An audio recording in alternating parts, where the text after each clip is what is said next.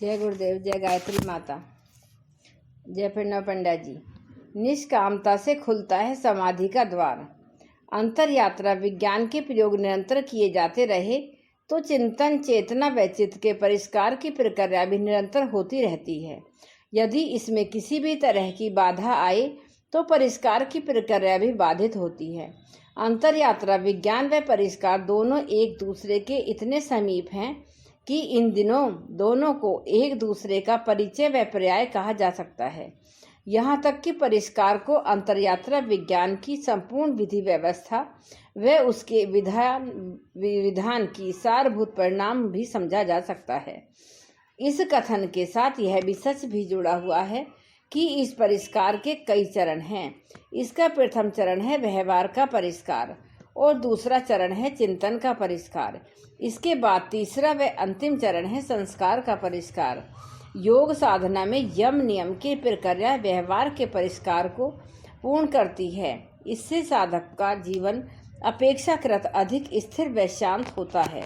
इसके बाद आसन प्राणायाम के चरण हैं जो योग साधक को अधिक दृढ़ बनाते हैं, साथ ही वह आधार प्रदान करते हैं जो उसे चिंतन के परिष्कार के लिए सर्वथा योग्य बना सके। इसके बाद की जाने वाली प्रत्याहार धारणा ध्यान की प्रक्रियाओं के द्वारा वृत्तियों का समन होता है और चिंतन परिष्कृत होता है। इसके बाद समाधि क्रम है जो वृत्तियों का समन करते हैं समाधि की उच्च अवस्था के लिए योग्य बनाती है। इस योग्य कथा में बताया गया है कि धारणा, ध्यान व समाधि इसके पूर्व में बताए गए साधनों की तुलना में कहीं अधिक अंतरंग है। महर्षि पतंजलि ने इन्हें संयम नाम दिया है। इस संयम के प्रभाव परिणाम विशेष है। इसके द्वारा योग साधक प्रकृति की सभी विभूतियों को पाने का अधिकारी बनता है। जो इस अवस्था को पाते हैं उनका जीवन सभी अलौकिकताओं व समस्त आश्चर्यों का साकार रूप बनता है। परंतु फिर भी यह पर्याप्त नहीं है, बल्कि यह सब भी योग साधना के पथ में एक तरह की भटकन ही है। जो इसमें अटक जाते हैं वे सभी प्राय भटक जाते हैं। इस भटकन से बचने उबरने का उपाय एक ही है कि योग साधक लौकिक, अलौकिक, अतिलौकिक उपलब्धियों को उपेक्षित कर दे, जीवन में आकांक्षाओं के बीज न बोए और संस्कारों को विनष्ट करे। जो ऐसा करने में समर्थ है केवल वही समाधि का उच्चतम कक्षा में प्रवेश कर पाता है। इस उच्चतम कक्षा के लिए ध्यान धारणा के तीनों चरण भी बाहरी हैं। महर्षि पतंजलि ने अपने अगले योग सूत्र में इसी सत्य को प्रकट किया है। लेकिन निर्बीज समाधि की तुलना में ये तीनों बाहरी ही हैं। महर्षि पतंजलि का यह सूत्र अपने में अनेकों गहन अर्थ संजोए है। महर्षि कहते हैं कि संयम द्वार और देहरी है निर्बीज समाधि की। अगर इसकी तुलना यम नियम, आसन प्राणायाम व प्रत्याहार से की जाए तो संयम के तीनों तत्व धारणा, ध्यान व समाधि आंतरिक व अंतरंग हैं। लेकिन इसके द्वारा मिलने वाले अनुभव चाहे जितने अलौकिक व चमत्कारी क्यों न हो, योग के चरम अनुभव की तुलना में बाह्य हैं। यदि बुद्ध पतंजलि के परम अनुभव से इनकी तुलना करें तो यह कक्षा नीची है। इन्हें बीज की अवस्था से ज़्यादा कुछ नहीं कहा जा सकता। पहले शरीर का अतिक्रमण, यह बाहरी है। फिर मन का अतिक्रमण, यह आंतरिक चरण है। परंतु जब कोई अपने शुद्धतम अस्तित्व को उपलब्ध हो जाता है तो कुछ भी आंतरिक मालूम होता है, अब बाहरी मालूम होने लगता है। कहने को मन सूक्ष्म व आंतरिक है, परंतु पूरी तरह से आंतरिक नहीं समझा जा सकता। हाँ, शरीर की तुलना में जरूर आंतरिक है। अगर योग साधक साक्षी भाव में स्थित हो जाए तब वह भी बाहरी का हिस्सा बन हो जाता है, क्योंकि साक्षी होने की अवस्था में स्वयं के विचारों को देखा जा सकता है। अपनी कल्पनाओं की तरंगों की मन सरोवर में उठने वाली लहरों व भावनाओं को बड़ी आसानी से निहारा व देखा जा सकता है। ऐसी दशा में विचार, कल्पनाएं व उनका आधार मन एक साथ सबके सब बाहर के हिस्से बन जाते हैं, क्योंकि तब मन विषय होता है और इसे देखने वाला दृष्टा होता है। निर्बीज समाधि इससे पार है। जिसे यह अवस्था मिल गई, समझो अब उसका जन्म नहीं होगा, उसे अब संसार में वापस न लौटना होगा। वह फिर से समय काल में प्रवेश न करेगा। निर्बीज का मतलब है जन्म व जीवन का कारण बनने वाली इच्छाओं व कामनाओं के बीजों का पूरी तरह से दग्ध हो जाना। इच्छा व कामना का कोई भी स्वरूप कितना सूक्ष्म क्यों न हो, परंतु यह है साधना में बाधक ही है। स्वयं को पाने की आकांक्षा, सत्य को पाने की आकांक्षा, शांति और आनंद प्राप्ति की आकांक्षा से ये सब आकांक्षाएं ही हैं। पहली बार जब योग साधक को समाधि का अनुभव होता है तब विषय एक हो जाते हैं, लेकिन वहाँ भी आकांक्षा की हल्की सी छाया मौजूद रहती है। परमात्मा का साक्षात्कार करने की आकांक्षा, नाम इसका कोई भी क्यों न हो, परंतु होती है आकांक्षा ही है, चाहे कितनी ही सूक्ष्म, अदृश्य अथवा अप्रकाशपूर्ण क्यों न हो। इसके हर स्वरूप को गिरा देने, हटा देने, मिटा देने पर ही निर्बीज समाधि का संभव है। जब ध्यान पूरा हो तो ध्यान को भी छोड़ना पड़ता है, क्योंकि तब ध्यान तो जीवन से एकाकार हो जाता है। ऐसे में भला अलग से ध्यान करने की क्या जरूरत। ध्यान पूर्ण होने पर न तो बाहर जाने की जरूरत रहती है और न भीतर आने की। जब बाहर व भीतर की सभी यात्राएं समाप्त हो जाती हैं तब सभी की तरह इच्छा, आकांक्षा व वासना छूट जाती है।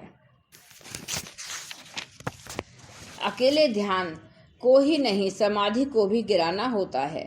जब साधक समाधि के पार पहुंचता है तब जाकर निर्बीज समाधि फलित होती है, क्योंकि यही तो चरम अवस्था है। यही पहुंचकर अपने शुद्धतम अस्तित्व का अनुभव होता है। जहाँ किसी भी तरह की आकांक्षा के बीच विद्यमान है वहीं इसका अनुभव नहीं होता। इस सत्य पर गहराई से विचार कर लेना जरूरी है। जब आकांक्षा या कामना की व्यर्थता या निरर्थकता समझ में आ जाए तब निर्बीज समाधि का जन्म होता है। आकांक्षा की समझ से ही आकांक्षा गिरती है।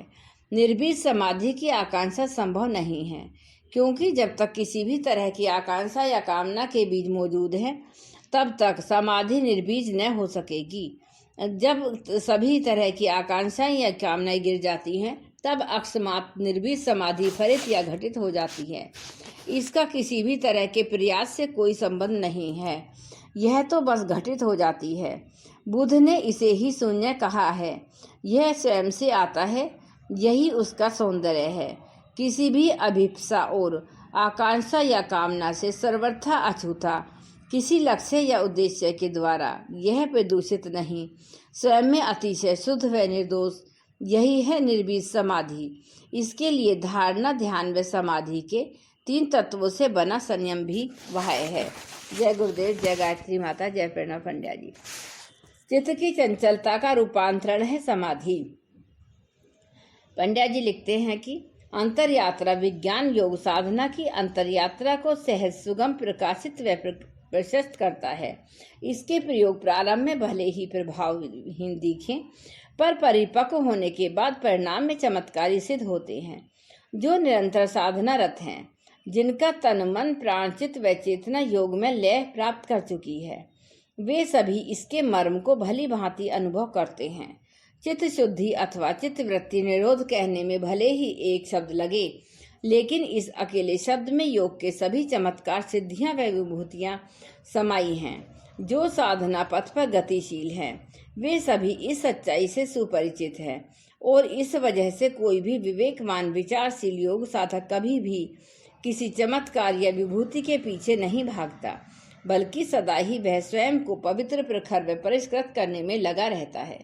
इस योग कथा में अंतरंग साधनों की चर्चा की गई है। इस चर्चा में यह कहा गया था कि ये अंतरंग साधन अंतरंग होते हुए भी निर्बीज समाधि की तुलना में बहिरंग हैं।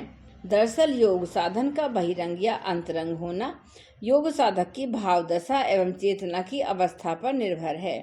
जिसकी वृत्तियां बहिर्मुखी हैं, वह अनेकों प्रयत्नों के बावजूद सूक्ष्म व आंतरिक साधनों का प्रयोग नहीं कर पाता। यही वजह है कि योग साधना बहिरंग साधनों से प्रारंभ होकर क्रमिक रूप से आंतरिक व अंतरंग होती है। बाद ही परिपक्व अवस्था में न तो समाधि ही साधना बन जाती है और साधक क्रमिक रूप से इसके उच्चतर व उन्नत तलों पर अधिकार प्राप्त करता है। इसमें सहायक व बाधक संस्कारों का सच अगले सूत्र में महर्षि पतंजलि ने स्पष्ट किया है। निरोध परिणाम मन का वह रूपांतरण है जब मन में निरोध की अव्यवस्थित व्याप्त हो जाती है। जो तिरोहित हो रहा है भाव संस्कार और उसके स्थान पर प्रकट हो रहे हैं भाव विचार के बीच क्षण मात्र को घटित होती है। महर्षि के इस सूत्र में साधना है, सिद्धि है और साधक का स्वरूप। इसी के साथ इसमें साधना पथ की बाधाएं भी हैं और सहायताएं हैं। संक्षेप में इस सूत्र का सत्य एवं तत्व यह है कि यदि इस सूत्र की संपूर्ण गहराई, समूची ऊंचाई व सारी की सारी लंबाई की माप कर ली जाए तो समझ लो कि योग साधना का संपूर्ण विधान समझा जा सकता है। इन पंक्तियों में जो कुछ कहा गया है उसे तनिक भी अतिशयोक्तिपूर्ण नहीं समझना चाहिए, क्योंकि उस अनूठे सूत्र की महत्ता व गरिमा ही ऐसी है। इस सूत्र के सच की गहराई परखें तो इसमें मूलभूत बातें 4 हैं: व्युत्थान संस्कार, निरोध क्षण व निरोध परिणाम। इन 4 बातों को यदि ढंग से समझ लिया जाए, इन्हें आत्मसात कर लिया जाए तो योग साधना के विज्ञान का आधारभूत ढांचा सुस्पष्ट हो जाता है। इसमें सबसे पहली बात इसे समझना है कि वह है व्युत्थान संस्कार। इसमें व्युत्थान का मतलब ही है विचलन, विचारों की आवाजाही से उपजी चंचलता। यही है हमारे मन की सामान्य अवस्था। इसी अवस्था में हम सब अपने रोज की जिंदगी जीते हैं। एक विचार आता है तो मन में उसका द्वारा आच्छादित हो जाता है, जैसे कि आकाश पर कोई बादल छा गया हो। हालांकि कोई भी विचार स्थायी नहीं होता, क्योंकि विचार का तो स्वभाव ही अस्थायी है। व्युत्थान संस्कार की इस अवस्था में हम सभी इतने अभ्यस्त हो चुके हैं कि हम सब ने इसे ही अपने मन का स्वभाव मान लिया है। लेकिन मन का चित्त का एक स्वभाव और भी है जो निरोध संस्कार के रूप में प्रकट होता है। निरोध संस्कार के तो विरल भाव दशा, लेकिन यह अपनी झलक दिखा ही देती है। यह ऐसी अवस्था है जैसे आकाश में कोई बादल का टुकड़ा न हो, आसमान पूरा का पूरा साफ स्वच्छ हो। ऐसी दुर्लभ विरल अवस्था में ही योग साधना में सच्ची सहायक है। योगी जन इस भाव अवस्था में जीते हैं। यह है मन की निर्विचार अवस्था। यहाँ विचारों की कोई भी आवाजाही नहीं होती। सड़क पर जैसे वाहन गुजरते हैं, एक कार आई दूसरी गई, यह एक आवाजाही चलती रहती है। पर कभी कभी ऐसा भी होता है कि सड़क पूरी की पूरी सूनी हो, वहां से कोई भी वाहन न गुजरे। यह निर्विचार मन की दशा, जैसे कि सड़क का पूरा पूरा खाली हो जाना, निरोध संस्कार को स्पष्ट करता है। इसकी सामान्य झलक मिलती है निरोध क्षण में। यह क्षण बड़ा ही महत्वपूर्ण है। जब एक विचार जा रहा होता है, उसकी जगह दूसरा विचार आ रहा होता है, तब इन दोनों विचारों के बीच एक बड़ा सूक्ष्म अंतराल होता है। जब एक विचार जा चुका और दूसरा विचार अभी तक आया ही नहीं, यही क्षण निरोध का होता है। यह ऐसा एक सूक्ष्म अंतराल होता है जब हम सचमुच ही निर्विचार अवस्था में होते हैं। उस क्षणिक अंतराल में बादल रहित आकाश की तरह चित्त स्वच्छ होता है। अगर कोई उस समय जागरूक हो, होश में रहे तो इसे देख सकता है। इसी की महर्षि पतंजलि ने निरोधक्षण कहा है। निरोधक्षण के बाद इस महत्वपूर्ण सूत्र को चौथा तत्व है निरोध परिणाम। यह है चित्त की रूपांतरित अवस्था। इसी अवस्था जैसे व्युत्थान संस्कार शांत व शामित होते हैं, उनकी कोई भी सक्रियता नहीं होती, जबकि निरोध संस्कार यानी कि निर्विचार भाव दशा में मन संपूर्णता आच्छादित रहता है। इस निरोध परिणाम का पाने के लिए साधक को निरोध क्षण को अपने ध्यान का विषय बनाना होता है। दरअसल यह ध्यान की सबसे महत्वपूर्ण विधि है। ऐसी विधि जिसमें बस शांत व साक्षी बनकर आते जाते विचारों को देखना। शुरुआत में यह कठिन होता है, पर बाद में इसका अभ्यास होने लगता है और तब समझ में आता है विचारों का अंतराल। महर्षि की भाषा में निरोध क्षण, इसी पर अपना ध्यान केंद्रित करना होता है। काफी कठिन प्रयास के बाद यह हो पाता है। जब ऐसा होने लगता है तब पता चलता है कि धीरे धीरे यह अंतराल बढ़ता जा रहा है और विचारों की आवाजाही, रेल पेल विचारों की भागदौड़ कम होती जा रही है और उन्हीं विचारों के अंतराल में समाधि की पहली झलक मिलने लगती है। युग ऋषि परम पूज्य गुरुदेव अपनी आध्यात्मिक वार्ताओं में कहते थे कि अगर तुम्हें एक बार भी विचारों के बीच अंतराल का आनंद मालूम हो जाता है तो एक अद्भुत आनंद की वर्षा होती है, और जब सतत ध्यान में यह शून्यता स्थायी बन जाती है तब यह आनंद भी सदा सदा के लिए तुम्हारा अपना ही हो जाता है।